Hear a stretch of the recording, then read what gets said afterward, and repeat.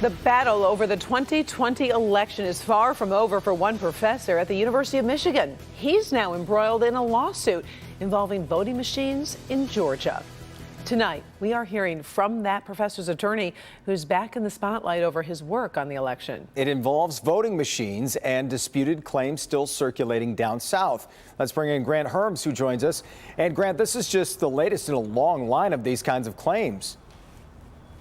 It really is. And this professor, isn't a named defendant in this lawsuit, although the Secretary of State down in Georgia is certainly treating him as one, lobbying claims about secret findings and a secret report and those same conspiracies that have refused to go away for more than a year now. A University of Michigan professor at the center of a Georgia election lawsuit stemming from a landmark report about the security of voting machines. This week, the Georgia Secretary of State calling on Michigan cybersecurity professor Dr. J. Alex Halderman to release an alleged secret report showing voting machines from the company Dominion Voting had serious flaws the secretary claims proves the 2020 election results should be questioned. That report has already been released publicly but was entered as sealed in the case this week. It says while there are red flags about certain areas of security, there is no reason to question whether the election was stolen or was filled with fraud.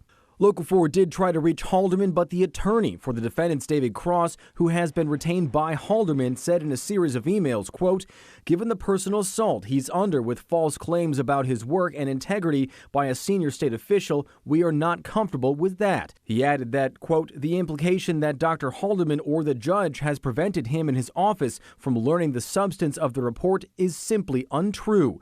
Later adding, the secretary's mischaracterizations of Dr. Halderman's report are obviously baseless, given he claims nobody in his office has read the report.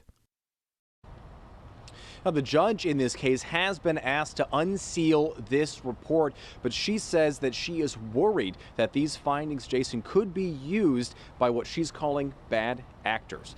Back to you. Yeah. And what does it mean for Michigan, all of this? Well, it means for Michigan that these lies that we see coming out of these conspiracy theories are the same ones that were the basis for those court cases from the former president's lawyers. They were the basis for those people to come forward and say that they represent Michiganders here as false electors.